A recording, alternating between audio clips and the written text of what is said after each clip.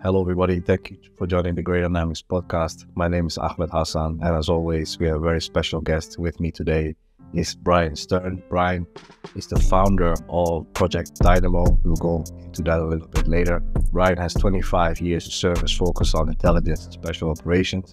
He specializes in counter-terrorism, counter-proliferation, hostage rescue, personnel recovery, critical technology protection, and unconventional warfare against near-peer threats and great power competition targets. We talk about that a lot in the podcast.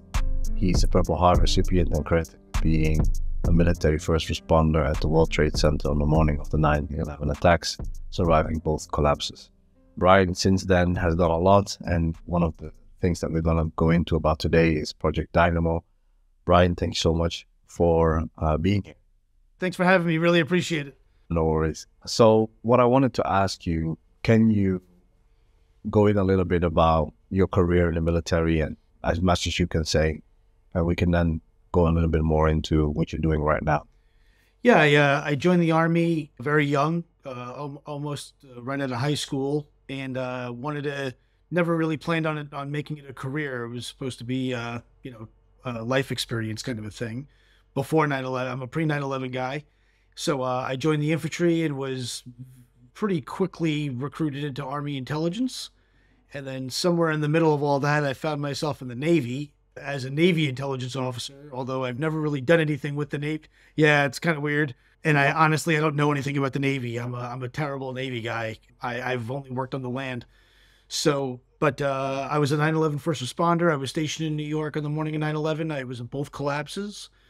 And then right after 9/11, like so many other people, got involved, started deploying all over the world, looking at terrorism targets. But I was always, my career kind of took me on a weird path where the normal way, I didn't really do that. So I was always at the strategic level. Even when I was tactical, it was for strategic purposes. So, even in my deployments in Afghanistan, it was very centered on all kinds of things that had nothing to do with the Taliban or Haqqani or the typical Afghanistan mission set.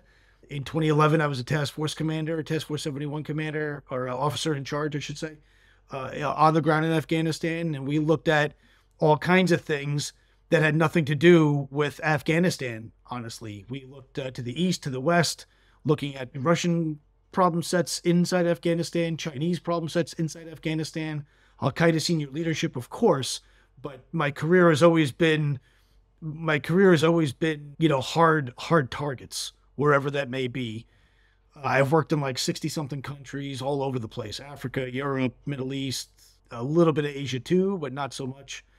And I've had the privilege of working with the most elite units and agencies in the U.S. arsenal, units that sometimes don't even have names that I can't get into.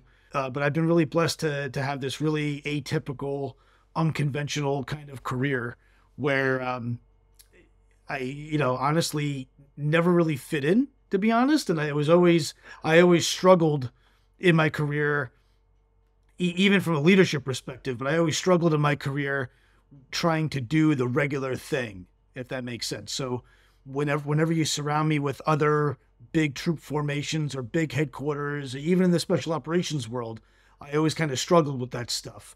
I was always really good at being, this group tried, this agency tried, we have this problem that we need to get solved, everyone's tried, you want to take a crack at it, kind of a thing, if that makes sense. So it's always been weird.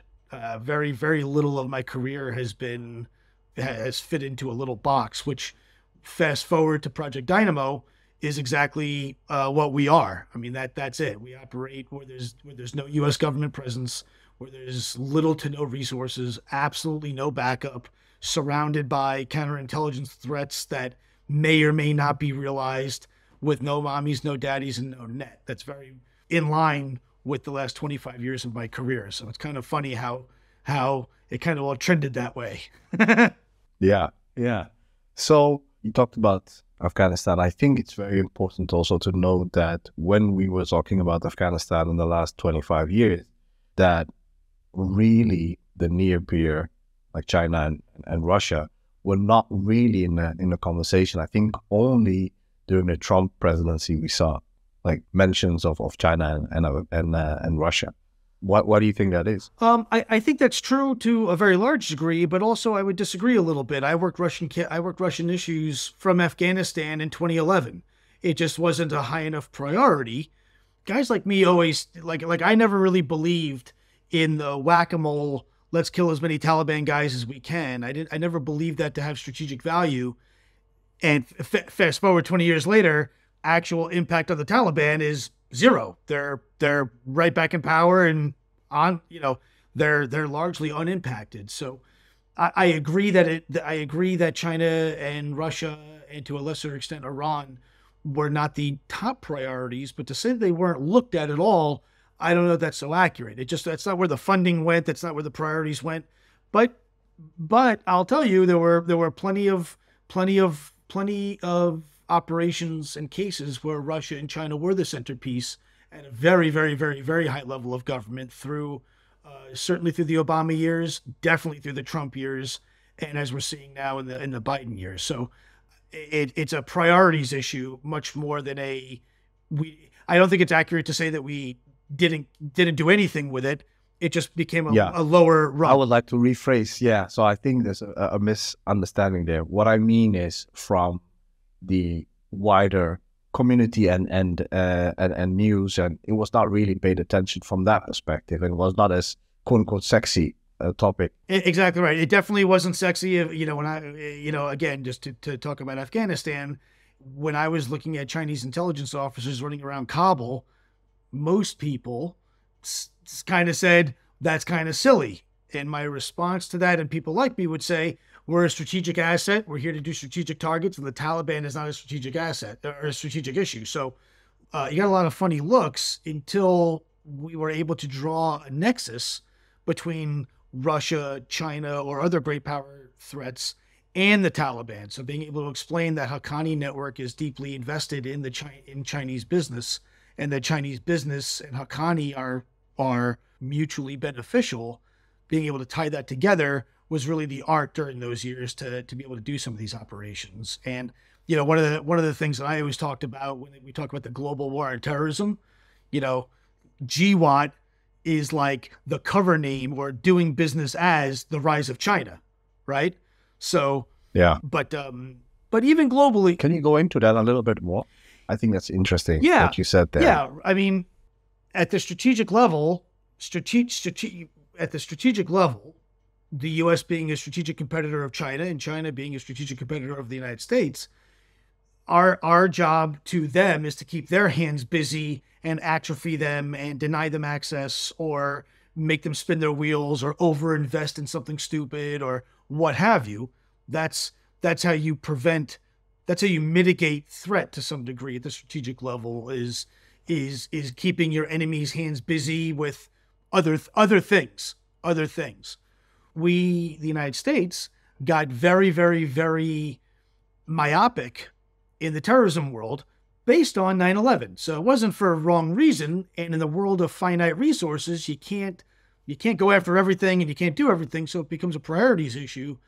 But the amount, the billions and billions and billions and billions or trillions of dollars spent in the war in Afghanistan, where we designed and developed tremendous capacity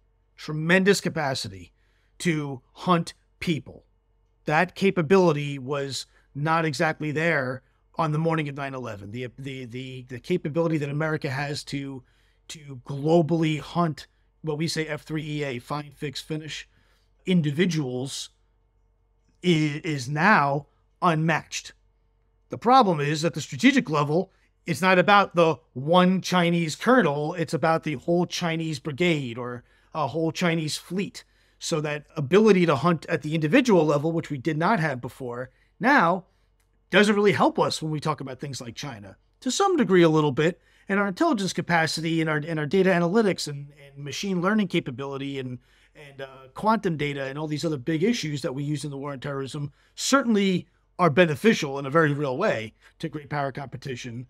But while we were dumping billions of dollars into how to read individual people's mail and minds, while we're doing that, the Chinese, on a larger scale, is able to grow their capability, grow their capacity, build from a domestic perspective, build a real national identity, right? Americans, your average American on the street doesn't identify themselves as a as a counterterrorism defender or anything.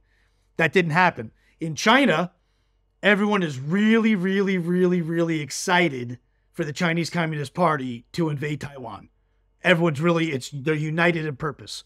We were united in purpose for hunting Osama bin Laden, revenge of 9/11, dismantling terrorist networks sounded cool, daring raids by special operations that made good movies and stuff.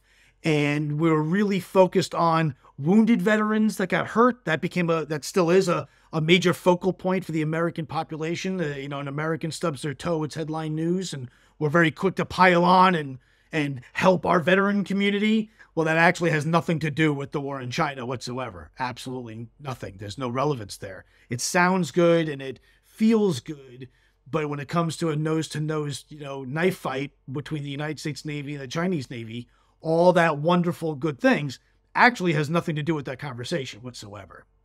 And I think the byproduct of 20 years of that, is significant. You got to remember, if you graduated the farm, or you were graduating Buds SEAL School or the Q course, the schoolhouse for Green Berets, as Tower 2 was collapsing, you're already retired for an entire career's worth of time. 20 years. You join, and then you do get your 20-year letter, and you retire after 20 years. Literally, a career's worth of time was spent not focusing on all these things. So it begs the question, and I deal with this all the time, from a great power competition perspective, if we have all these wonderful operations and all this wonderful stuff and this really big capability and capacity that for 20 years, a career's length worth of time, now we're going to pivot, okay, in accordance with the National Defense Strategy and current threat, no problem. Who's training the next generation? Show me a Navy SEAL on active duty that has dealt with cruise missiles. We don't have it. Show me a Green Beret that's ever had to really worry about enemy aircraft for real in a combat environment. We don't have it. So that leads into, we got to train the force. Okay, there was a time where we didn't know anything about terrorism either. Okay, no problem. Who's training the next generation? Because we have a career's worth of people that are not trained for it and have no experience in it. So then that leaves people pre-9/11. Well, those guys are in their 90s and 80s. And if you talk to them about artificial intelligence and Instagram and Facebook and messaging and all those issues, there's this huge gap. So we have people that know how to do unconventional warfare in denied areas. We do. We have people that are really good at this. The problem is they're either four-star generals and admirals, and they've been out of the game a really, really, really long time, or they're in their 80s and 90s and aren't exactly combat effective, generally speaking. So that new pivot is going to be a challenge for the U.S. and the special operations community. That's the biggest, in my mind, that is the two biggest negative byproducts of 20 years of the war on terrorism is China was allowed to increase in capability and outpace us in many areas, and we did not invest in our own capability to develop the next generation to deal with this problem, right? Just like the original guys that went into Afghanistan in 2001, none of those guys had terrorism experience, not a single one. The original guys, they didn't know. They figured it out. But in today's world, right, figuring it out against Al-Qaeda and the Taliban, where we have overwhelming superiority in so many areas, we're gapped in a lot of areas, but we're able to make up for that with air power and other things. When you say that with great power competition, how do we plan on mitigating that? How are we going to close that gap? And that's a real problem. And that's, I think, one of the absolute biggest challenge that we have with great power competition is who's training the current generation and the next generation, and who is experienced doing this. We don't have it. And because we don't have experience, we're going to make decisions probably in a vacuum that we're will probably not be accurate, and that'll cost lives, and possibly even has the risk potential of either starting a war or at least not preventing a war. What would you say to people that say, well, the Chinese have no real combat experience either? Is that valid? Because they might not have it, but they have not been fighting terrorism, and that's not who they would be fighting. I mean, number one, I do think that's valid, but it's kind of, I think people who say that are misrepresentative a little bit, meaning, yes, China does not know how to project force and invade Brazil. If China wanted to invade Brazil, that would be a big challenge for them. The catch is, though, is they don't really need to project force for Taiwan. You can fly from Fujian province to Taipei and back on one tank of gas in a Chinese fighter plane. So that, it's a true statement where they don't have a lot of combat experience. Got it. They do practice a lot. They do rehearse a lot, but it's not the same thing. I agree with that. But also in the world of great power competition, where you're talking about 2 million men, 1 million, hundreds of ships and all that stuff, they're able to cover that gap. Oh yeah, by the way, it's in their backyard, right? And we see this with Ukraine and Russia. It's in their backyard. They do not have a cultural issue that they have to learn. They don't have a language barrier to overcome. They don't even have a food problem that they have to overcome. They don't even have a supply chain issue that they have to overcome. So a lot of the things where you need to rely on experience to deal with obstacles and problems, that's why that experience is so important. A lot of those obstacles are not even present. So it'll be a challenge. I don't think China is going to be able to walk into Taiwan unmolested and it'll be a walk in the park. But at the same time, the issues that the West always has to deal with, because we always project force, we don't have wars in North America. We're always taking our fight somewhere else. Chinese really don't have that problem. They really don't have that problem. And from a legal perspective, which is where I think the China-Taiwan issue becomes completely fascinating, it's an issue that not many people are really considering. If we look to the Russia invasion of Ukraine as a great power threat, right? Certainly Russia is a great power threat, right? Big world war, Europe, Asia, we've seen this movie before in World War II, right? A sovereign country called Russia, with the seat at the United Nations Security Council, invaded a sovereign country called Ukraine with full diplomatic recognition.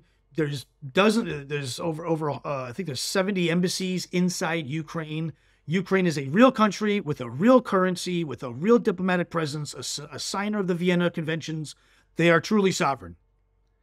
Taiwan is not that. Taiwan does not have a seat at the United Nations. There is no U.S. Embassy Taipei. It doesn't exist. So it's a tough argument to make that we're going to defend Taiwan from China, because from the international law perspective, frankly, Taiwan doesn't have any claim whatsoever. If it did, we probably should have recognized its sovereignty before now. And now that's not going to work. So, imagine if Cuba said, we are going to liberate Puerto Rico because Puerto Ricans speak our language, they eat our food, we look alike, we sound alike, we talk alike, and we think alike, and culturally we're pretty similar but not the same. We would say, how dare you? You have no claim to Puerto Rico. Puerto Rico belongs to us. There's no Puerto Rican embassy. Puerto Rico is part of the United States. Well, that's very much how the Chinese think about it, and from an international law perspective, they're 100% right. So I think we're in a tough spot. I think we're in a tough spot with respect to China-Taiwan issues, because it's a pretty tough sell to explain that we need to defend Taiwan from anyone. I think that's I don't know how that works out. And that's an indicator of 20 years of looking the wrong direction. Sometime in the last 20 years, we probably should have said, Taiwan is mission critical to the national security of the United States because of semiconductors and the rest. And China is a hostile country, which we know. They hate us, we hate them. That's not news. Sometime in the last 20 years, we could have done any number of things to deter, thwart, convince, importune, nibble by nibble. Now the war in Afghanistan's over, and now we're saying, oh, wait a minute, this Taiwan thing is kind of a really big deal. Now what do we do? And anything that we do, any overt act and furtherance that we do can legitimately be called an act of war, which is a real problem. It's a real problem. Because now we're violating Chinese sovereignty. That doesn't sound good. That doesn't sound good. Yeah.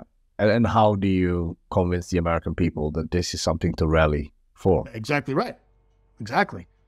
You know, why does my sister care about Taiwan? Right? My sister 20 years of war, my sister can't find Afghanistan on a map.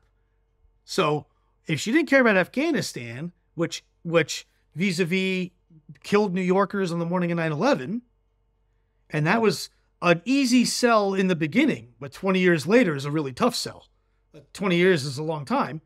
How do we convince people of China and Taiwan, other than media and propaganda and the rest, or some sort of act, some sort of hostile act that everyone feels? And I don't think that that's out of the question whatsoever. I think we've seen that movie before too.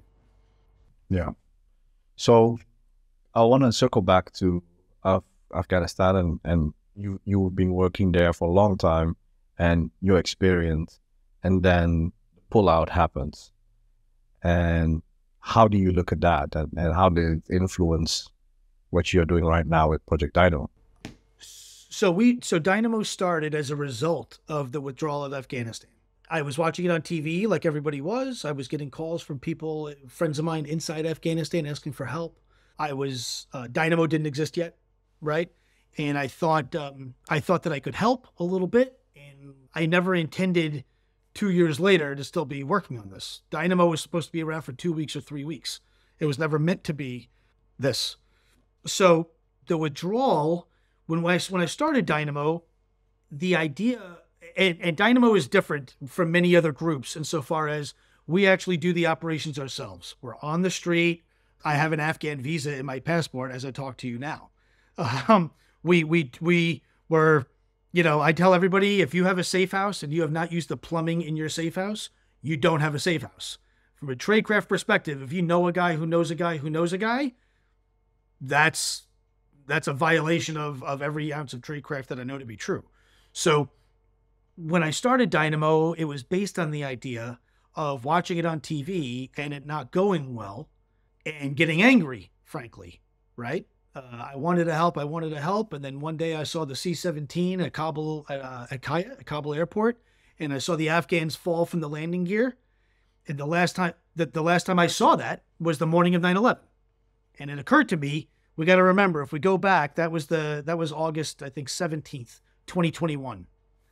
At that moment, when it was live on TV, I was working on my speech for the 20th anniversary of 9/11, which was only 3 weeks later.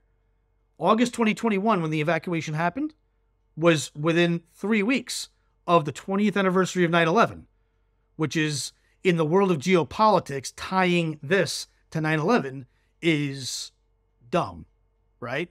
Why would we tie anything of ours to a great victory of the enemy? That's dumb, right? That doesn't make sense, right?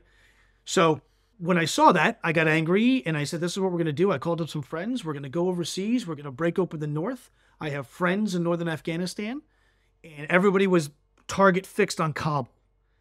The State Department and DOD and the White House and everyone smartly telegraphed and said that August 30th is the last day of Americans in Afghanistan. In my mind, it was, while that irritated me to a large degree for a lot of reasons, bottom line, though, is now I have a date of when I know whoever's left is in deep trouble. If the military is leaving on August 30th, in my mind, it was, what are we doing on September 1st? Let's help where we can between now and August 30th, but this real problem starts on September 1st because it was clear and obvious that people were going to get left behind. It was obvious. It was clearly not well organized, clearly poorly planned, if planned at all kinds of things that should never have happened, violations of non-combatant evacuation operations, procedures, systemic. So clearly it was obvious to me that people would be left behind and it wasn't going to go well. That was obvious. So my idea was we invaded through the north. That's how we're going to leave. While everyone's focused on Kabul, we'll go up north to Uzbekistan and break open Mazar and bring people out that way. And that's exactly what we did. I never thought that we'd be rescuing Americans out of Afghanistan. When we went over in the beginning, it was to help our allies and our partners, our sources, commandos, judges, women's rights folks, all of those kinds of people. It never occurred to me that we would be rescuing Americans, ever, ever, ever. And here we are. How many people were you guys able to get out, and how long were you there? Are you still doing it? So in August, we went to Uzbekistan. In August 2021, we forward deployed. I started Dynamo, and we forward deployed to Uzbekistan. And we already had infrastructure on the ground in Afghanistan with our networks and friends and allies and associates and sources over 20 years. We did a lot of cross-border stuff at that time. And it was really, at the time, it was, if you can trying to get people to the gates in Kabul was priority number one, get people out, which is what a lot of people did. And then priority number two was start building infrastructure all over the place for September 1st and beyond, right? We went into it thinking about September 1st, trying to help out where we could, but really our focus was what happens when everyone leaves, because that's when things get really complicated. So from there, we went to Tajikistan and we went to some other places. We got hundreds and hundreds and hundreds and hundreds and hundreds of people see the gates in Kabul. We did a number of operations via land into Uzbekistan, Tajikistan, Pakistan, and a couple of other places. We call those nomad operations, which are still in effect to this day, 2 years later. And then what happens is the military leaves. General Donahue is the last man in Afghanistan, last American in Afghanistan. He leaves. And from the Dynamo perspective, we wondered how real was it that we're not going to do more? Meaning, just because they establish a deadline doesn't mean that it's real. Let's see what it is. At the same time, we started hearing about right up until the end, right up until the military left, we were getting all kinds of people asking us for help with American passports and American green cards, LPRs. And I'll tell you, when we were planning and setting things up, we had actually had a conversation about who are we getting out? What is our standard for an evacuation? There was a very notorious NDS general that's a friend of mine who shall remain nameless. And his words to me, you can't rescue the whole country. You can't. So, and that's true. We're highly donor funded, right? ProjectDynamo.org. If you listen to this, please go there and donate because we're still working. But we had real discussions about what is the threshold, and we had a discussion about American citizens, and we collectively agreed that we shouldn't focus our time there because the American citizens left behind, JSOC, whoever agency, someone will come in and take care of those ones. That's not for us. Well, that's not even a consideration. And when we built our initial data sets and our initial data points and our original portals and all the original stuff, we made a conscious decision to not think about Americans because it was not our problem. U.S. government is resourced for that. Very quickly, we learned that we were dead wrong. Dead wrong. General Hobson, who's the Secretary of Defense, and Secretary of State Blinken got on TV on September, I want to say 15th or so, 14th or so, and said there's about 100 Americans left in Afghanistan and we're tracking all of them, right? Well, joke's on them because 2 or 3 days after they made that statement, we landed 117 Americans that were left behind in Chicago, Kabul to CONUS. So then that starts a discussion of what's the likelihood, statistically, that Project Dynamo, which at that moment, 4 weeks old, 5 weeks old, we didn't even have a website. What's the likelihood that we have 100% or more of the sample, the market share of Americans left behind that we know about more Americans in the State Department, Department of Defense. What's the likelihood of that? Probably zero, right? Well, again, we were wrong. Since then, we've rescued hundreds and hundreds and hundreds and hundreds of Americans and green card holders that were left behind from Afghanistan, and still are rescuing people that have been trying to get out almost 2 years later. Still. It's one of those like, Don Rumsfeld isms, unknown unknowns, we had a known, no, we knew Americans were stuck. And we made the decision that based on precedents, that this is not our problem, that SEALs will come or Green Berets will come or agency will come or whoever it is will come. And, maybe they're going to, stiff our allies and our friends and all those, which is terrible. But what they're never going to do is leave Americans. And boy, were we wrong. We were dead wrong. So since then, in September, we did an operation called Slingshot. And what Slingshot was the first charter plane to rescue American citizens under Taliban rule. Lots of people had figured out ways to land airplanes. Nobody figured out how to take off. And that's what we did. We figured out a way to land in Kabul legally. We did not break. Dynamo never breaks laws. It's a violation of tradecraft to break laws. We don't do that.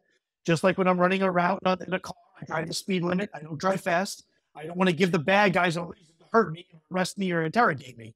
So I follow all the rules. And it was wild. It was complicated. And it's one of the largest private rescues of American citizens in U.S. history, which is when that happened in September 2021. I truly believe that would be the most prolific thing that Dynamo ever did.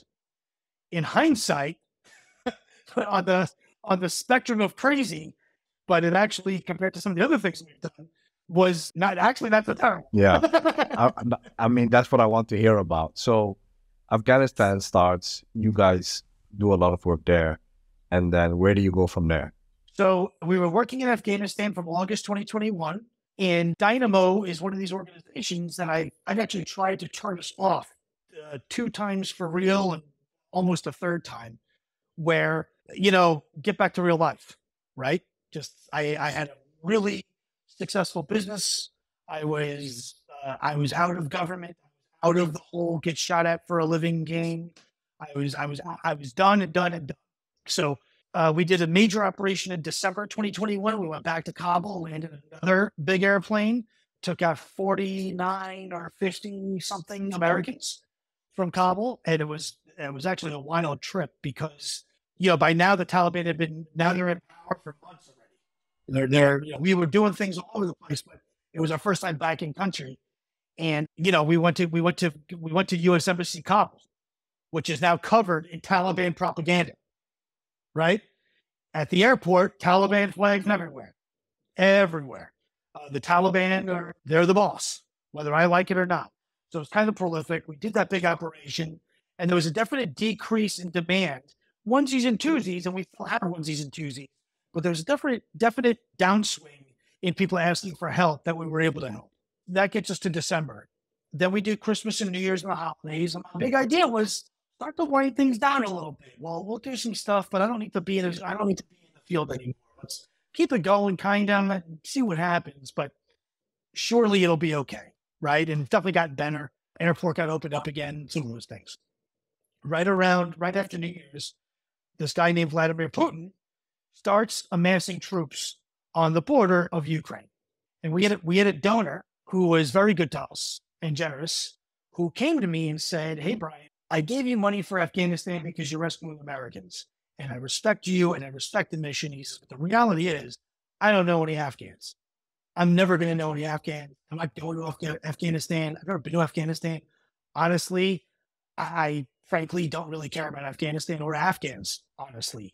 But you were doing the right thing, so I gave you money. But I'm actually," he says, "used to have a business in Kiev. In fact, I have lots of girlfriends still in Ukraine. And I have a lot of friends in Ukraine. And I love Ukraine. Is Dynamo going to Ukraine?" And at this moment, there was a lot of debate whether or not Russia was going to cross the border or not. All kinds of people who are self-proclaimed geniuses had all kinds of opinions. These are the same people, if you remember from our first segment, who have been doing Afghanistan for 20 years, right? So I'm I'm a Green Beret and I went to Afghanistan 15 times and I killed 10,000 Taliban. Let me tell you what I know about why Russia's going to invade Ukraine. Well, those are all, from my perspective, that's pretty funny, right? So I gamed the game. So I told my daughter, I said, we're an Afghanistan outfit. We're here for our Afghan allies that got left behind, that fought with us and died with us, and for Americans left behind in Afghanistan. I don't think so. We're not a global organization. We actually happen to have it right here. Our original logo, our original patch, is the map of Afghanistan, right? Right? In Dari, right? Project Dynamo. So I'm like, even our logo is about Afghanistan. I don't think so. Well, I went out with some friends and we went out for a couple of drinks and cigars and stuff. And we talked about it. We talked about, does it make sense? What should we do? What shouldn't we do? And it occurred to me, I had this moment of reflection of, we were tremendously successful, more than most, I would argue more than everybody in Afghanistan. But that was at the tail end of a dumpster fire, right? It was a mess. Imagine how successful we could be if we started this the right way. Dynamo was started in the middle of an evacuation, changing a tire, driving down the street. Imagine, and I thought about it like Noah's Ark. Noah built the ark before the rain came. It was before the rain is when he started building. And that's kind of the model that we took. So I went to my daughter and I said, hey, look, if you fund some of our travel, we'll deploy forward and we'll set stuff up. Worst case, it's for nothing. Worst case, Ukraine is cool. It's a lot of fun, beautiful country, good people, really good food. And at this moment, safe. So when I first went to Ukraine in January, I flew into Kiev. The airport was open, right? Everything. There wasn't a single sandbag in the whole country. So that's what we did. We deployed forward. I looked at the map and the war in Ukraine's a huge country, huge. It's the second largest country in Europe after Russia. It's a huge place, a lot of terrain. I looked at the map and I said, the East is a mess from a counterintelligence perspective. Who knows what you can trust? Who knows? It's culturally so much more closer to Russia than anywhere, the Soviet mindset. But the South, if Putin invades, he's going to want places like Zaporizhia because that's where the nuclear power plant is. He's going to want places like Kryvyi because that's where industry is. He's going to want places like Kherson because that's where water is on the river. He's going to want places like Mariupol because of industry. So I took the map and I said, well, the East is going to be a mess and I can't do it all. Let's focus on the South. So for a month, we built infrastructure, human infrastructure and physical infrastructure, all through the South, all over the place, all kinds of things, not knowing if the war was even going to start. I bet that it would, but maybe I'm wrong, maybe. But without understanding, it's actually fascinating. We built all kinds of stuff, not knowing what the threat actually would be. Are comms going to get, is the first act of greatness going to be turn off all the lights, turn off the power grid, and bomb it? Well, it turns out we were really afraid of that. I walked around with a car battery sized battery pack thing with a solar panel for like 3 months, and it was for nothing. So it was fascinating from a planning perspective, planning for a war without knowing what it will be or if it will happen. But if it does, where will it be? How will it be? What will what does that look like? And then all these issues. Well, joke's on everybody. The war starts. Missiles land. I was in Kiev. We knew it was coming, right? It's undisputed. And even then, people were debating the point. We were, based off our intelligence and our sources, we knew it was coming, 100%. I was on TV. I think I was on Newsmax or something. And I predicted February 23rd, 24th, or 25th before breakfast. It'll be a before breakfast hit on those 3 days. And sure enough, 5:30 in the morning, February 24th, missiles come raining down in the country and hit Kiev at right around 5:30. By the time this happened, we have already pre-selected safe sites. I've pre-selected rally points. We're in contact with Americans all over the country that are going to be stuck. All kinds of stuff. So missiles land. Literally, our hotel shook. Right? War has started. With a text message, we initiate operations. So from a rescue perspective, it's all about contact and authentication of your evacuee, right? And then setting conditions and getting them to the rally points that you need them to do, right? With the push of a button, we initiate operations. We're already ready to go. They come to me, right? Myself and one of my primary sources and his family. I have a primary agent and an access agent called his wife, and their kids, already awake. We knew it was coming. We knew we're at like DEFCON 5. We're ready. The buses pull up, the vans pull up. We get in those, and we race to one of our first rally points inside Kiev. While we're doing that, my case managers in America have already woken up the Americans. They're ready to travel. They're already en route to a rally point, to a safe site, which is an underground bunker thing that we found that was built during the Cold War. So it's very, very, very safe. And to another rally point. We come swooping up, and we are screaming out of the city with Americans rescued, leaving the city with missiles flying over us, literally missiles flying over us, within 60 minutes of the first missiles landing. And that was the first rescue of Americans. Wow. Within 1 hour. That's incredible. There's something I wanted to ask. I understand it, but I don't know if everybody listening understands it.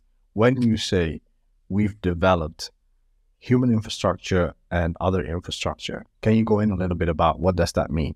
Yeah. So human infrastructure, in the world of rescue, there's a concept called NAR, non-conventional assisted recovery, is a term of art. And what NAR is if you, the textbook example is like a downed pilot. So a pilot, an American reconnaissance pilot, is flying over Iran. For whatever reason, they have to eject, and now they're in Iran, which is a denied area.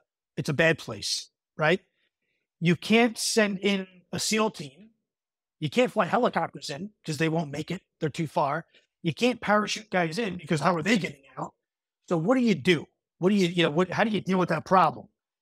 Right? Either the guy gets killed or he gets captured. But let's say there was an entire network of people and facilities pre-set up, sitting there, waiting, baking, sitting there for years and years and years.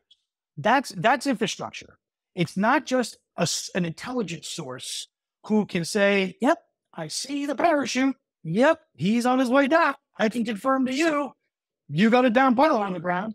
That's not in the world of intelligence. We usually know that part, right? Because the beacons and all the electronic stuff and everything. The question is once he's on the ground, people, and it's not just one, people that start moving that down pilot around the battle space, that's the network. So it's not just a guy with a taxi or a guy with a moped. It's a interwoven, multi-level network. It's an organism, right? Like a mousetrap. It's not just a guy who we happen to know that can go to the right place and put him in a car and drive. Doesn't work that way. When we say infrastructure, I mean all kinds of stuff. Safe houses, bunkers, food, medical facilities, right?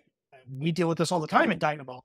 Our people are old or are babies, where, logistics nodes and people who have been spotted, assessed, developed, and recruited for this purpose. Do they happen to be good intelligence sources too? Yeah, sure. They know that situational awareness is always a good thing, but their primary task is not to collect intelligence. I already know what I need to know. The war is bad. The Russians are killing everyone. And if you're American, they're going to arrest you or kill you. I already know. Maybe understanding the checkpoints and some other things can be beneficial, but that comes a little bit later. That comes a little bit after. Really, when I say human and physical infrastructure, I mean people that have placement and access hundreds of miles behind enemy lines where nobody can go or get access to, that are loyal and responsive to our operations, that can do things, not just see things, that will do things. That's the difference. And the physical architecture is the stuff, the planes, trains, automobiles, the safe houses, the medical sites, the logistics nodes, the height sites, all those places, communications nodes, all those different things that the human infrastructure needs to rely on in order for it to work. That's when I say human and physical infrastructure, that's what I mean. It's not just a source that I can pay and have it tell me things that I'm not supposed to know. It's a much different thing. That's human and physical infrastructure. So what we do, the best time to do that is before, just like Noah's Ark. The best time to build the boat is not when it's raining. That's the best time. That's the best time. And that's exactly what we did, and it worked. The way we know it worked is because, number one, with a text message, our infrastructure came to life. It was hiding and then was energized and came to life with buses. We had a safe house in a place called Chernivtsi. That was a really, really, really nice hotel that we had co-opted from a Russian sympathizer. Right? Interesting, right? Everyone says, why would you partner with a Russian sympathizer? That's a violation of every counterintelligence concept known to be true. Well, if you think about it, not knowing what the war will be, and knowing that Russia has a thing called an air force, and knowing that they're going to bomb and do whatever, you know what I know they're not going to do? They're not going to bomb their friends. So if I have a hotel in a good spot close to the Romanian border that's managed by a guy that I know is a Russian sympathizer, and I know that he's in contact with the bad guys, and has probably said to his bad guy friends, hey, don't blow up my hotel, please, please. That may be better than, let's say, a hotel or so close to a military base. That's going to be a prime target for the Russians. When trying to figure it out. Now, in fairness, you try and find a place that's completely benign, but it's very difficult. It's very difficult. And I tell you what, that safe house serviced, I don't know, 2,000 people. Not a scratch. Not a scratch. Now, I mean, how do you explain that?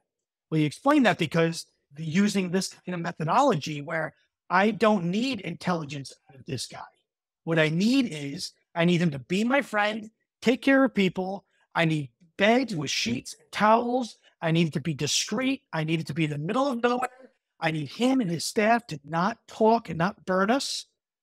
I need food. I need a medical capability, possibly. I need a place where we can hunker down and hold up for a day or two until we can figure out what's going to happen. And that safe site serviced us for 7 or 8 months. It was a revolving door. What we do is we'd get people from the occupied area. We would jump the border through using the network. And then from the border of Ukraine, Russian occupied Ukraine to NATO is 31 hours on the road, and you can't fly. So that's 31 hours through a war zone. On top of getting you out of the occupied area, which is a whole nightmare. So when we got our people to what we call Club Dynamo, which was one of our bigger safe houses, and it was huge. It was a resort. It was so nice. People didn't want to leave. That's how good it was. It allowed us to take a knee, do a compass check, assess the border, figure out if there's any problems that we need to address, kind of get our stuff together, and then make our way to the Romanian border, to the Polish border, and then get the people to safety. Fantastic. Really interesting. I think for us, because we just do the intelligence part, we don't really do this part, which I find fascinating. But I understand also why that's different, because you have to get people out, and that's the primary perspective. So what can you say, maybe, and then even a more difficult one, Sudan, which we are involved in, and I know you guys are doing work there. What can you say about that, and how difficult, or was that pretty straightforward, or how's that going? None of these, there's no such thing as a straightforward rescue, right? If it were, it'd be called tourism, right? Or vacation or something. Even in the easiest of cases, it's very difficult. And just to go back to infrastructure for one moment, make no mistake, we collect intelligence using our infrastructure as well. It's not that it's segregated. And the tradecraft that we use for our infrastructure is identical to what we use from a human perspective. It's the same stuff. Everything is the same. It's the end state that's a little bit different. With respect to Sudan, each one of these conflicts is different. Afghanistan, the threat of the Taliban and their perception of Americans and this kind of thing is different than in the occupied areas of Russia, the occupied areas of Ukraine. We've actually done operations inside Russia, in St. Petersburg. In the history of the United States and the Russian relationship, never has anyone gone into Russia and taken people from Russia, taken Americans, without trading something. Gary Powers, Brittany Griner, whoever, every single American that's ever come out of Russia was traded for something or someone. Dynamo is the only organization to conduct operations inside inside Russia, not Russian-occupied Ukraine, and succeed. With respect to Sudan, Sudan is complicated because the government of Sudan has not, and this is weeks ago now, we landed the first American charter plane, the first and only American charter plane in Sudan for Americans. The war, we're watching it on TV. The State Department, again, telegraphs their moves smartly and says, we are, Americans need to leave. We're going to evacuate the embassy. Time to go. I, as much as that bothers me that they say that, I appreciate their transparency because they didn't do that for Afghanistan. And if we go back to Afghanistan, the State Department never said, "Hey, everyone, time to go." They never said that. They said, "We're going to do an evacuation, get to Kabul." They left out the part of, "We're going to leave you there on your own devices." They never said that. In Ukraine, they telegraphed it, and in Sudan, they telegraphed it again. So I appreciate that. So embassy gets evacuated. We had surged forward. We surged forward to Egypt, which is the northern country and friendliest country to Sudan. What's interesting, it is a civil war, right? So civil war is always the worst kind of war to have. Civil war in Africa is, historically the recipe of genocide, lest we not forget Darfur and the genocide that happened with the Janjaweed and everything in Sudan and South Sudan, right? So pretty terrible. And, we kind of went into it not knowing what will happen. So you have two sides, both of which are highly organized, both of which are pretty equivalent as far as experience goes, the RSF and the Sudanese Armed Forces, led by very capable leaders, both of them, and good leadership. This isn't militia, where they're led by a guy who used to sell hubcaps and now he's a general.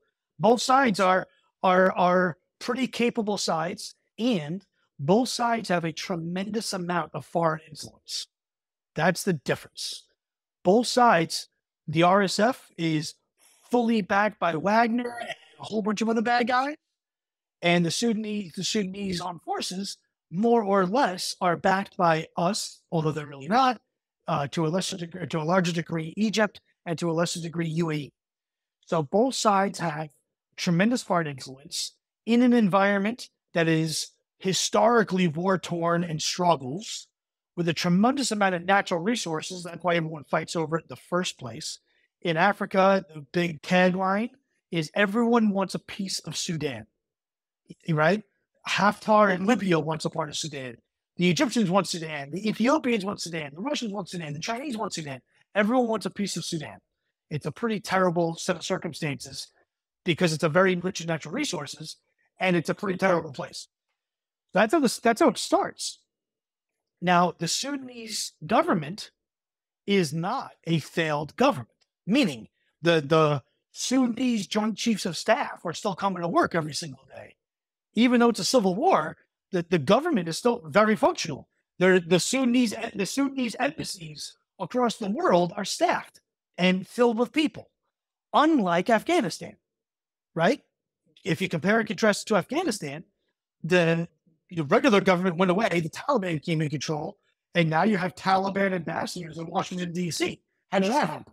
This is not that. So it made it beneficial from that perspective, because at that point, it's all about understanding who's who in the zoo in the Sudanese government that we can work with. And then again, set up infrastructure, develop some sources, develop some safe sites, and figure out how we're going to peel the banana.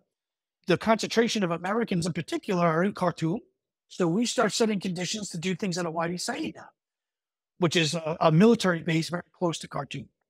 We actually had some aircraft in Khartoum at the airport, but then the airport got shut down. So that was that. We never used those airplanes. Our original idea was to do the ground movement piece from throughout Sudan to Wadi Saida, where the U.S. Air Force would surely be evacuating Americans. We came to that conclusion because every other country was using Wadi Saida, and that made sense. The British, the Moroccans, the Egyptians, the Guatemalans, the Spanish, the Dutch, the Germans, the Swedish, whoever. There's one problem. America never sent airplanes. 29 countries landed in airplanes inside of Sudan to rescue their people.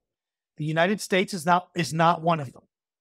And if you can answer that question as to why, you're a smarter guy than me.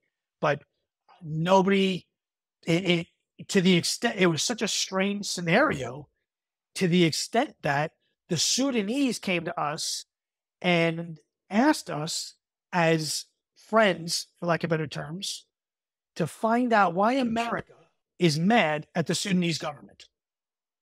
And my response was, I'm not aware that they are.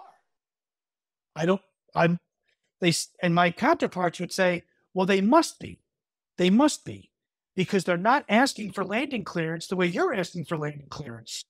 They must be mad at us. Of course, we want to say yes. Tell them all they got to do is ask, and we'll say yes. No problem. The RSF is fighting us. They're backed by Russia. We need to do favors for America. It is in our interest to say yes to the Americans. But for some reason, they're not asking us for this. And every other country is. Therefore, we conclude that the Americans must be angry at us. And it's a very logical, lucid thought. Makes perfect sense. Yeah, it's very ironic because they let the Russians even land and take their people out. They were saying the Sudanese government, their perspective is they want to be perceived as good and honorable and legitimate and show that the RSF is bad. Therefore, they're all about helping out any country's civilians. Any country. The Chinese landed. At 29 countries landed aircraft in the first 2 weeks, 3 weeks of that conflict.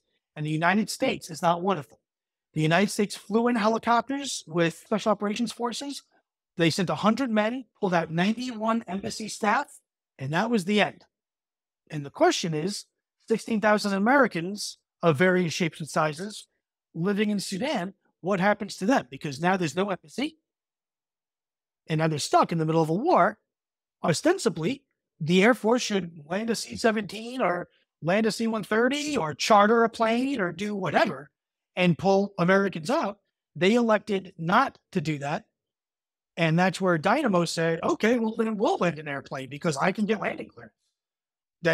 It was a little bit of a challenge. It was a little hard because we were coming at it kind of late in the game because I never thought that we would really need to. We didn't really go down that path because I simply assumed, mistakenly again, that we would show up. It's one thing to say, well, we're not going to go into Afghanistan because we just left and the Taliban is politically not going great. The optics of that, all that. Okay, I get that. And okay, we're not going to send SEALs into Ukraine to go rescue Americans because that can be perceived as escalatory. We don't want to do that. So, it pains us to say, but we're not going to do that. Over to you, Dynamo. Sudan, I don't understand. I don't understand that at all. That makes no sense to me. That doesn't. I'll never understand. Fascinating. We have a client actually that reached out to us because one of his colleagues' wife and kids, Americans, were stuck. This is a couple of weeks ago, and they got out through the British. They got on a British plane, so that was interesting. What I wanted to ask you, because you said something very fascinating about, preparing before the flood. So how do you guys now, as you go on, and I hope you guys will go on, how do you identify and prepare for the next one, right? Yeah. So there's a few things. So number one, obviously China and Taiwan, right? Which from a planning perspective, I look at those as two separate things, meaning the way we evacuate people out of Taiwan being bombed by the Chinese, let's say, is different than how we get people who are expats in China who now are trapped because of the diplomatic situation once that all happens, right? So how do we do that? Understanding what we think Taiwan will be from a kinetic perspective, from the Chinese perspective, right? Do I think China is going to flatten half of Taiwan the way Russia flattened half of Ukraine? No, I don't think so. I don't think so. But we know some things to be true. We know certainly there'll be a naval blockade. We know this. We know there'll probably be closed skies. We know this. We know that it's an island. So somehow we can't walk and drive off the island. So from a mechanism perspective, there's some work that we have to do in that regard. But it really comes down to understanding how the Chinese are going to manage their invasion of Taiwan. And then the next part is, where do we go? Right? The Chinese have been very public, and they've said, whoever helps out, if somebody gets involved in this, in what they call reunification, if someone gets involved in reunification, you'll be on the target list. The Japanese are very afraid of this, right? So it's not like I can fly a plane from Taipei and land in Tokyo and be unnoticed by the Chinese. That's not going to work. How we're going to do it, I don't want to get into that, but we have some very, very, very, very, very good ideas. But the reality is just like the war in Ukraine, we won't really know if those ideas have teeth until it starts. It's hard to test. It's hard to test. So, it's one of those things. Our number one problem with respect to China and Taiwan is funding. That is our number one for sure problem. Is we are entirely donor funded. We are entirely donor funded, and donations have trickled down to basically nothing. And the time to build infrastructure is not in the middle of a crisis, and it is expensive. Planes and trains and helicopters, boats, and all kinds of stuff are expensive. So that that's the issue with this stuff. And the government has the same problem. We're in fiscal crisis. There's a recession. There's inflation. There's all these crazy things. And the economy is messed up all over the world. How many billions of dollars do you invest in clandestine infrastructure in Asia right now for a thing that may not ever happen? And if it does, your infrastructure may be in the wrong place, which is terrible. Yeah, absolutely. Right? Interesting. And this is something that I'm interested in, particularly from an intelligence perspective. So obviously China, Taiwan is the elephant in the room, but do you guys, or have you guys thought about, or are you already doing this, where you look at, do you have a set of, let's say, indicators of warning that you put over the globe and say, hey, this is what we're tracking, or these are the top 10 countries that we're tracking, and is that capability there? Are you guys thinking about that? Yeah. So, next ridgeline is things like China and Taiwan, but there's a bunch of countries where there's no U.S. government presence, where there's problems. Iran, Venezuela, Cuba, North Korea, a couple of other places where it's Americans are unlawfully detained. Russia, right? We're actively engaged in many cases where the whaling. To a lesser degree, we're tangentially involved in Brittany Griner too. So our mission is very simple. The mission of Project Dynamo is very, very, very simple. We operate, we call it the gray space, which is kind of funny given the podcast, right? We could, it's actually on our coin. Let me see if I can show this to you. Our coin, that's our challenge coin, right? The gray space. So what is, send me, email me your address, I'll send you one. We conduct rescue operations of American citizens and allies where the U.S. government is not present or does not have access. So if there's an American that's in trouble in Sweden, we probably don't go there because there's an embassy, there's a diplomatic presence, we have very good relations, no problem. If an American gets in trouble in Gothenburg, Sweden, probably not for us. Probably not. But in a place like Russia, let's say, where the diplomatic relationship is so poor that, yeah, we have an embassy, but it may as well not even be there, frankly. Or in a place like Afghanistan, where we left and we're never coming back. Or in a place like Ukraine, where we've left and we're not going to. Or even in things like Hurricane Ian. Hurricane Ian in Florida, we were first in the water during Hurricane Ian in Florida. It was a big hurricane that came through, flattened half of South Florida. I was home from Ukraine. I had just come home from Ukraine to do my taxes. And the hurricane was supposed to hit Tampa. It didn't. It hit 3 hours south. We got our trucks together, got boats together, put my crew together. We got on the road, and we were in the water conducting rescue operations before the United States Coast Guard. Before everybody. So it's now once those resources show up, we left.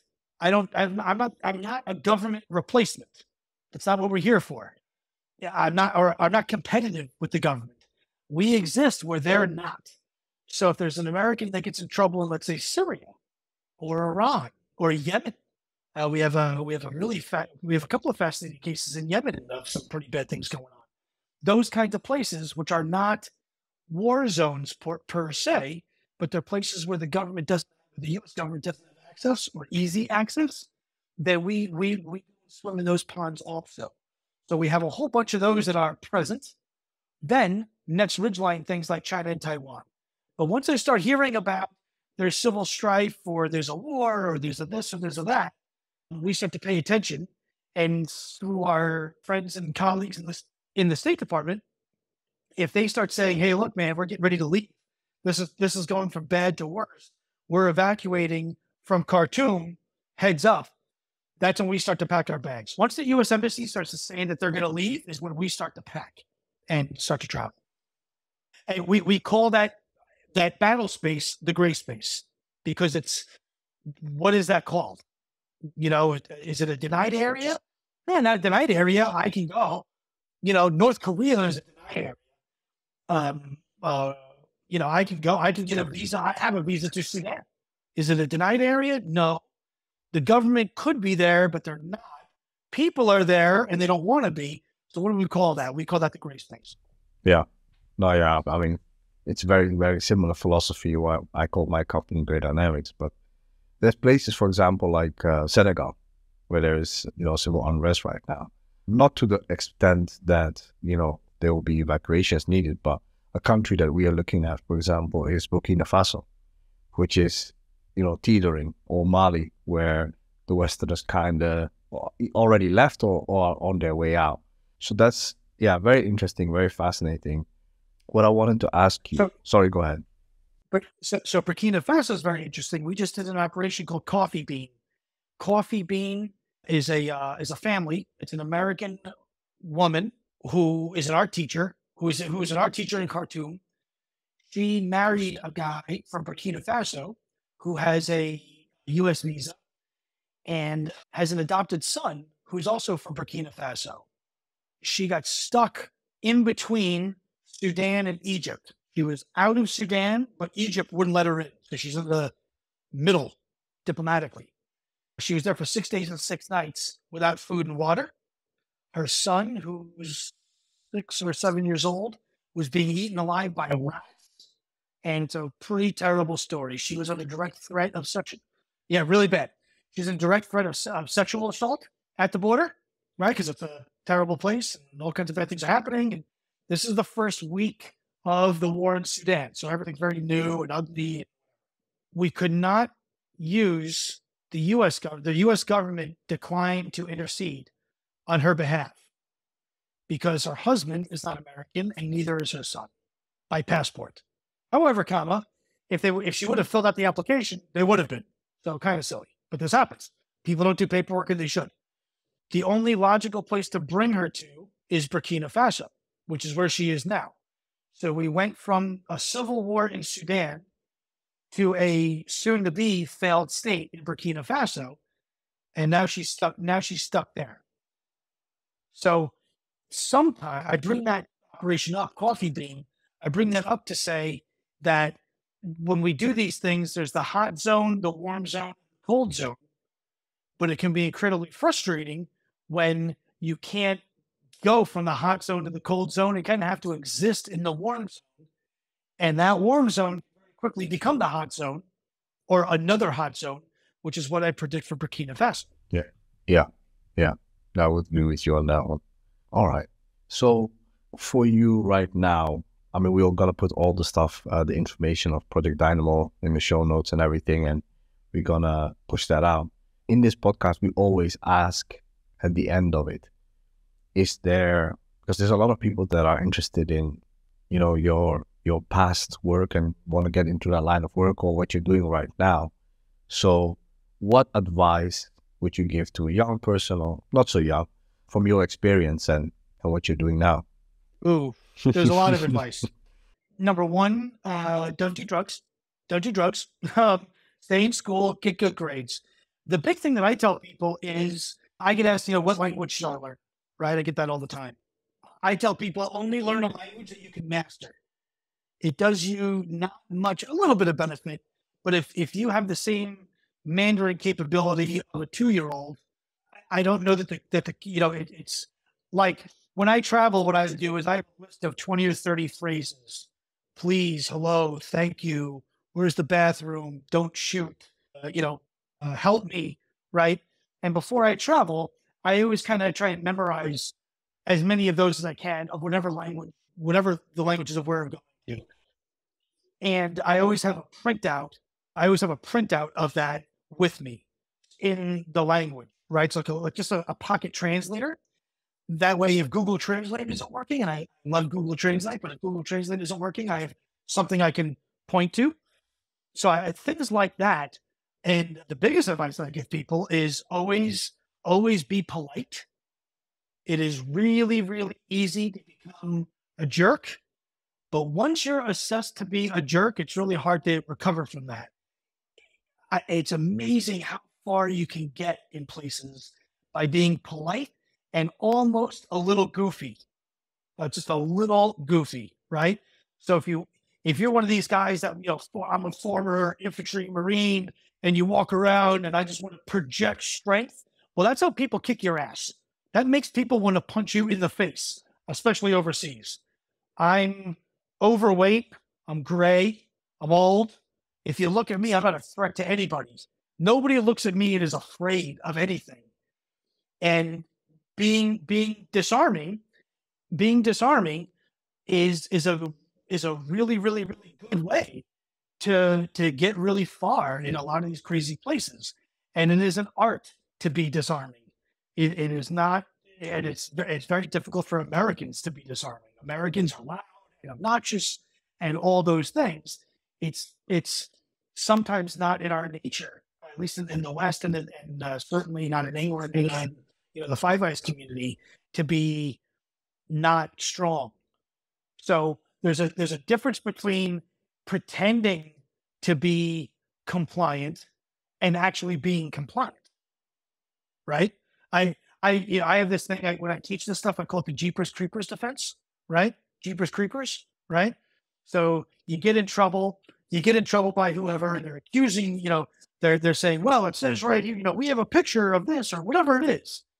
And it's amazing how if you go, well, Jeepers Creepers, your officer, I have no idea what you're talking about. Jeepers Creepers. I'm just a dumb American. I turned left. I thought I was lost. Now I'm found. Here I am.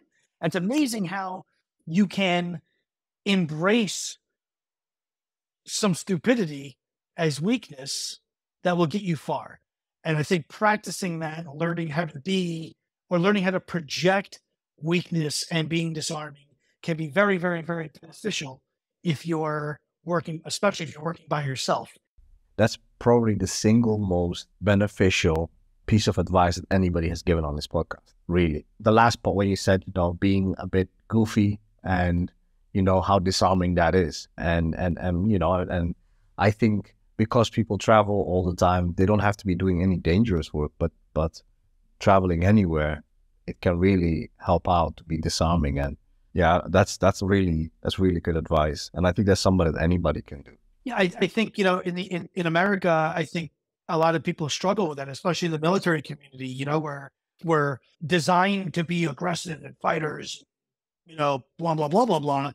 And that's okay. That's okay when you're backed up by F-16s. But when you're on the street by yourself in Adidas and all you have is your wits and what's in your pockets, acting aggressive is a great way to get punched in the face. So, so I think those things, and then I have rules, things that I never ever, from a street perspective, that I never violate. Like I always wear shoes with laces. Always. You will never see me in public in a pair of flip flops, ever, ever, ever, ever, unless I'm on a beach. And in that case, I wear shoes and I carry my flip flops till I'm at the beach because I can't run in flip flops. Right. I keep copies of my passport. I keep multiple laminated copies of my passport in different places on my body. I always have cash on me. Always have cash. I'm always assuming that when I do things, every single thing that I do, doesn't matter what, whoever I'm talking to, wherever I'm going, if I go into a restaurant, everything, I have a reason as to why I'm there. Even if I assume that at any moment, some local security service guy is going to grab me up and say, hey, you, who are you? What are you doing here? Where are you from? And give me 20 questions. And I like that everything I do, I have those answers and I think about them very methodically. When I pull up to a meeting, before I get out of the car, I think to myself, if I'm asked, where did I come from? Where am I going? And that way, if I get in trouble because I was walking around like an angry American, let's say, I have really good, thoughtful answers. And very often I'll practice my answers so that the first time I'm giving those answers, the muscles of my face have actually done this once already, right?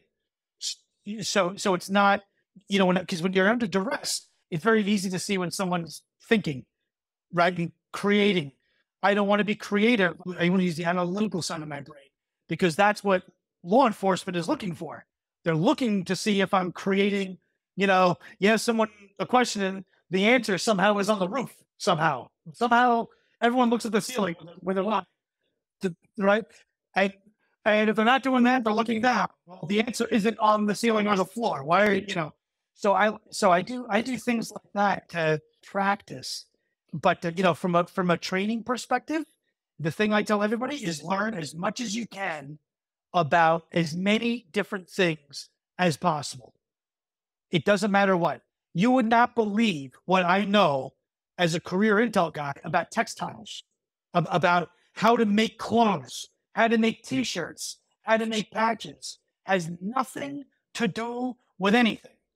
But I can have a really intelligent conversation with any textile manufacturer anywhere in the world and hold my own. Am I an expert? No, but I'll keep up in that conversation. I will. Well, guess where most textiles are made? In countries that are problem countries. China, Vietnam, Malaysia, Indonesia, Thailand. You don't have a lot of textiles made in Sweden, right? Not many, right? Not many. You see? So I tell everyone, be a sponge of knowledge. I try and learn something new every single day. And, technology is great. Technology is a wonderful, wonderful, wonderful tool, but it is a tool that, if you imagine, I look at technology like a carpenter. You have a carpenter who can build a bookcase and he's got a plane and he's got a chisel and he's got a saw and he's got all those things. None of those things make the bookcase. His brain makes the bookcase. No matter what we do, right? No matter what happens, at the end of the day, the chisel is not going to chisel itself.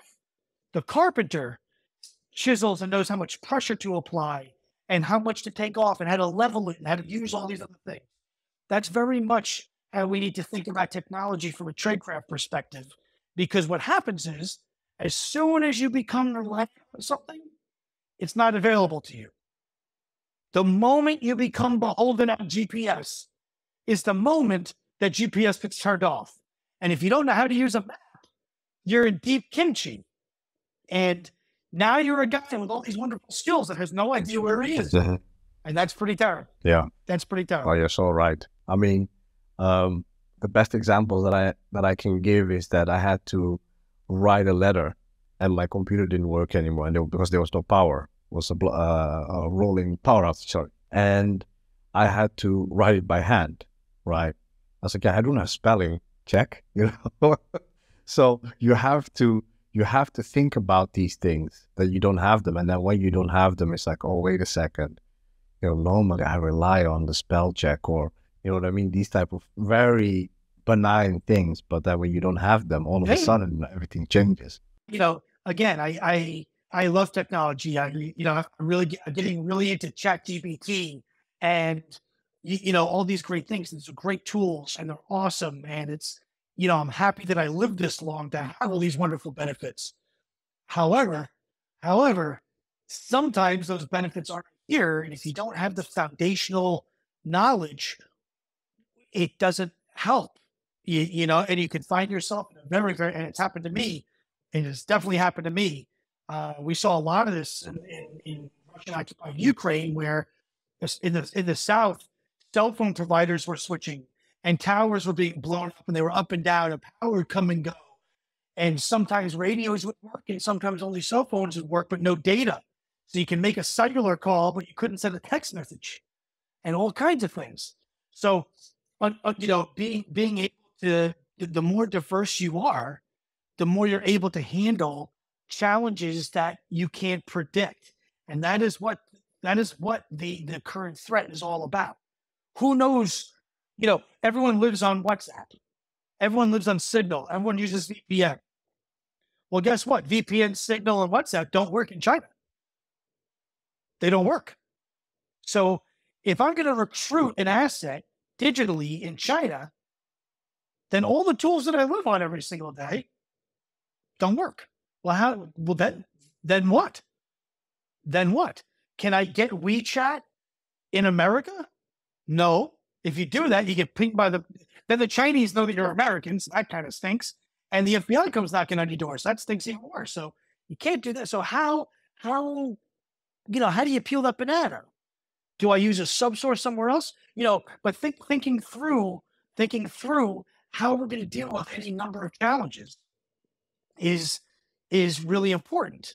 And I tell people, don't get wrapped around the other thing I tell people is you are going to make mistakes, period. You will. I have come so close to getting myself killed because I'm stupid, not because of the enemy, because of turn left and I should have turned right and I should have known to turn left, all kinds of stuff. So when those things happen, the number one thing to do is to learn, and don't make that mistake twice. First time, shame on them. Second time, shame on you. And people ask me all the time, what should they study in college in America? I want to join an agency. I want to become a human guy. I want to do this. What should I study in college? I tell everybody, English. Having proper command of the English language is so important. If you're an intelligence officer, you could be James Bond and have eyes on Osama bin Laden in Abbottabad in 5 years earlier, and there you are, and it's totally him before he was killed in 2011. It's totally him, and you write up your intelligence report and you push send. If it's written like a 3-year-old, the analyst, who is the one who actually reads your stuff, is going to not give you credibility because you don't know how to write. And your wonderful intel that could change the world is valued poorly based on your poor command of the English language, not based on the intelligence that you collected, based on your ability to convey that to a decision maker, which is what the intelligence community is all about.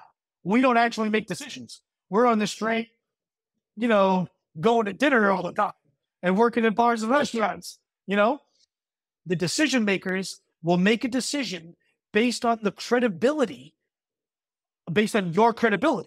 If you don't know how to write and you can't articulate your observations as an intelligence professional, you can have the best intelligence in the world. No one's going to listen to you. Yeah, no one's going to listen. That is so true. I mean, I think the number one complaint intelligence managers or leadership tells me about is that they're frustrated with the writing of their analysts or the reports they get. Number one. That's the number one complaint. So you hit the nail on the head right there.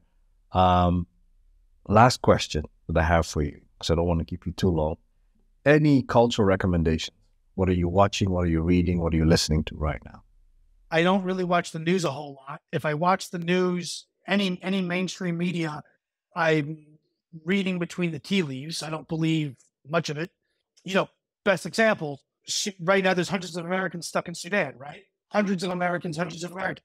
Try and find the word Sudan on foxnews.com, CNN.com, or BBC.com. You won't even find a reference to it. That doesn't mean it's not a problem. It means that no one cares about it, but that doesn't mean that there's not a problem. I exist in a lot of chat rooms. I read a lot of stuff, but I'm a big primary intel guy. I take my cues from people who don't have a reason to misinform, if you will. So when I look at mainstream media today as entertainment, they're trying to clickbait and stuff. But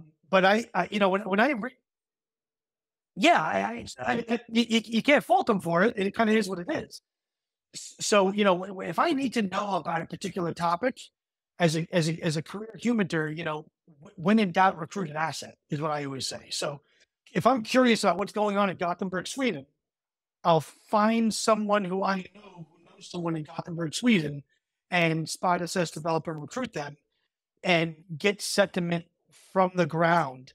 And then in that process, understand what the antonym of them would be.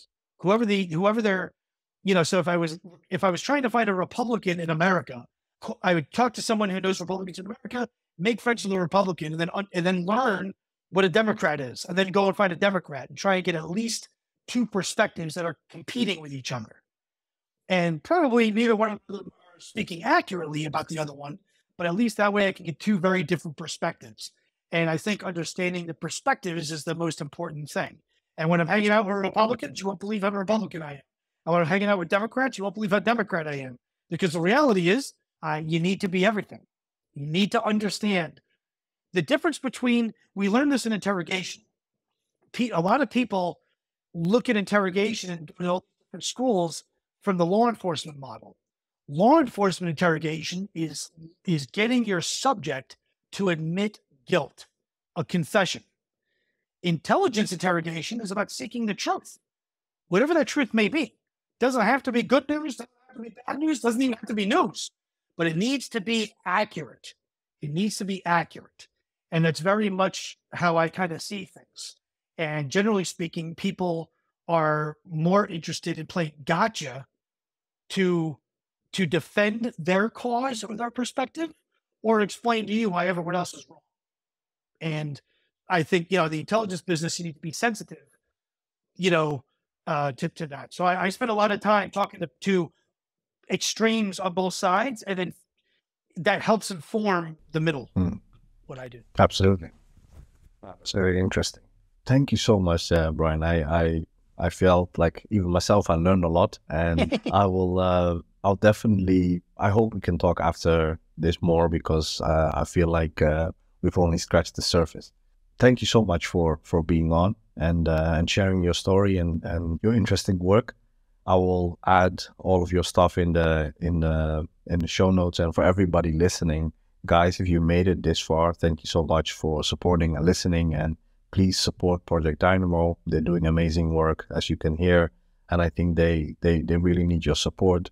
So please go for it. And you don't have to be even an American, I think, to donate, right? We've Project Dynamo has rescued people from 20 different nationalities. There you go. Right. There you go. So, and we have Facebook and Instagram and LinkedIn and all that. I don't know how somebody does that, but like us. We will share. Us. Yeah, we will share. We punch Russia in the face on social media all the time. So it makes no, we will definitely share everything, and then people, you have our support, so that's definitely for sure. And everybody, like, share, support, give us feedback, what you think, and you can reach out to Bryan, to one of his channels that we're gonna share, that he's okay with sharing. Thank you, guys, and thank you, Bryan.